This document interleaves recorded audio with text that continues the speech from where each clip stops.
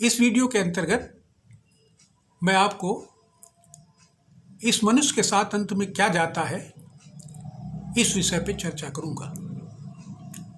इसकी संपत्तियां यहीं छूट जाती हैं, इसके रिलेशंस यहीं छूट जाते हैं, तो आखिर इसके साथ जाता क्या है। इस विषय में आर्तभाग ऋषि ने याज्ञवल्क्य मुनि से पूछा कि ये बताएं कि जब इंद्रियां और प्राण इस शरीर में लीन हो जाते हैं अंतकाल में, तो इसके साथ जाता क्या है। तो याज्ञवल्क्य कहते हैं कि यत्रायम पुरुषो मृते किमैनम जहातीत नामीत, कि जिस अवस्था में यह व्यक्ति मरता है उस अवस्था में इसको एक वस्तु नहीं छोड़ती, वो है ईश्वर का नाम, परमेश्वर का नाम। अनंतमेव नाम अनंता, नाम की महिमा अनंत है।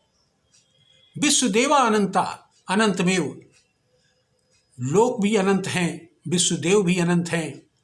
सातेन लोकम जयति, जो व्यक्ति परमेश्वर का नाम लिया करता है ये नाम उसको अंतकाल में नहीं छोड़ता। ये तमाम नाशवान लोकों को पार करके भगवान नाम अंत में उसको भगवत धाम तक पहुंचा देता है, अनंत धाम तक पहुंचा देता है। इसी पर एक श्रीमद् भागवत पुराण में एक प्राचीन इतिहास आता है।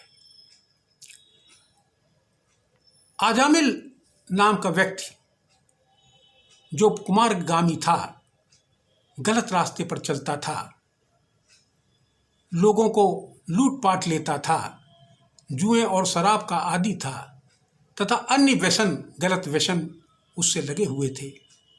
उसके 10 पुत्र थे। उसमें छोटे का नाम था, सबसे छोटे पुत्र का नाम था नारायण, और वो इसी से कुटुंब पालन करता था, इन्हीं सब व्यवसाय से। और अंत में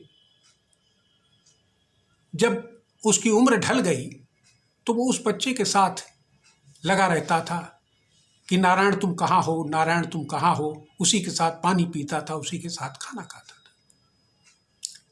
और इसी बीच में जो टल नहीं सकता वो काल कराल अत्यंत बेग से, जैसे चूहे के बिल में सांप घुस जाए उसी प्रकार उसके सर पर यमदूत आकर मंडराने लगे।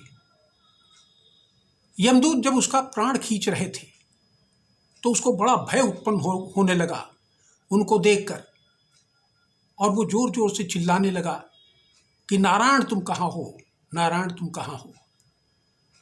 तो यद्यपि वो अपने छोटे पुत्र को बुला रहा था, लेकिन उसी समय विष्णु भगवान के पार्षद उन यमदूतों से लड़ने के लिए तुरंत आ गए और उन्होंने कहा यमदूतों से कि क्या तुम्हें यह नहीं मालूम कि धर्म और अधर्म में क्या भेद है। उन्होंने एक श्लोक पढ़ा, एतन्यो ह्याघोनोऽसि कृतम साध घनिष्कृतम यदा नारायणेत जगात चतुरक्षम, कि चाहे कितना ही घोर पापी हो, चाहे उसने जितना ही बड़ा पाप क्यों न किया हो, चाहे उसने जिंदगी भर पाप किया हो, लेकिन अंत में अगर उसने 4 अक्षर ये नारायण के ले लिए तो उसके पाप सब भस्म हो जाते हैं।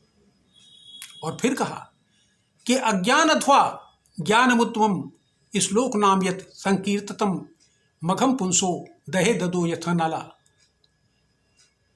कि जैसे कोई चिंगारी ईंधन को भस्म कर देती है, उसी तरीके से ईश्वर का नाम नारायण सब पापों को भस्म कर देता है। ये तुम्हें जानना चाहिए। और भी कोई फिसलते समय, परिहास में, उपेक्षा करते समय, सांप के डसने समय, किसी समय भी अगर ये नाम नारायण ले ले तो उसको यम यातना का सामना नहीं करना पड़ता। जब इस तरीके की बातें कही और उन्होंने ये भी कहा कि जाने में या अनजाने में अगर कोई अमृत का पान कर ले तो अमृत उसे अमर ही बना देता है। तो जब इस तरीके से शास्त्रार्थ यमदूतों और विष्णु भगवान के पार्षदों के बीच हुआ तो अंत में वो हार कर वापस चले गए। और इससे अजामिल को ये विश्वास हो गया कि भगवान नारायण का नाम ही इस शरीर का उद्धार करने वाला है। और वो हरिद्वार जाकर उसने मंदिर में युक्त होकर इस नाम का सहारा लेकर तपस्या की और अंत में उसको मोक्ष प्राप्त हुआ। इसी प्रकार का वर्णन रामायण में आता है कि जहां बालकांड में एक चौपाई है कि भाई कुभाय अनखाल सोहु राम जपत मंगल दिस दसहु, कि चाहे भाव में हो चाहे अभाव में हो, चाहे प्रेम से और चाहे क्रोध से, जो व्यक्ति राम नाम का सहारा लिया करता है, जो व्यक्ति राम नाम के सहारे रहता है, उसका चारों दिशाओं में मंगल ही मंगल होता है।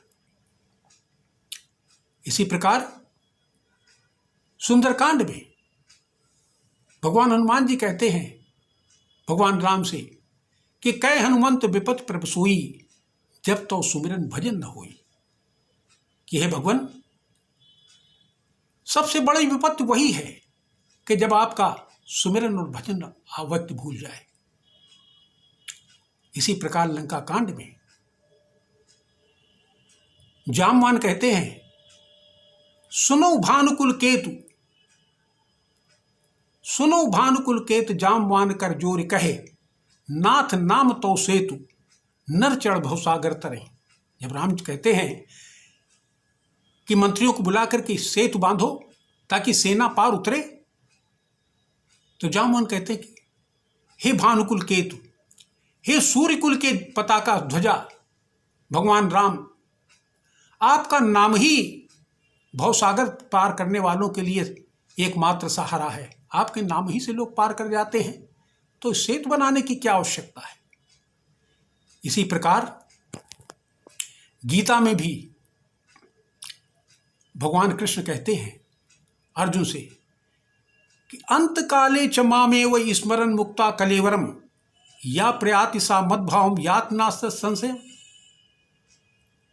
कि जो व्यक्ति अंत काल में मेरा नाम लेता है, मेरा नाम लेते हुए अपना कलेवर छोड़ता है, वो मेरे ही पास आता है।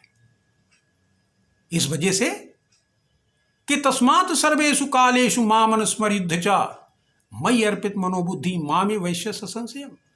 इस वजह से अर्जुन, तुम हर काल में मेरा नाम लो, युद्ध करते समय और युद्ध ना करो तब भी हर काल में मेरा नाम लो, तो अंत में तुम मेरे से पास ही आओगे, तुम्हारा उद्धार हो जाएगा, तुम मोक्ष को प्राप्त करोगे। तो इस तरह से हम देखते हैं कि ईश्वर का नाम ही इस जीवन का सहारा है। उसको चाहे शुद्ध हो चाहे अशुद्ध हो, उसे लेते रहना चाहिए और उसमें किसी प्रकार की कोई बंदिश नहीं है। और जो ये नाम लेते हैं वो हर प्रकार से उनका मंगल होता है। इसी के साथ मैं इसको समाप्त करता हूँ। धन्यवाद, नमस्कार।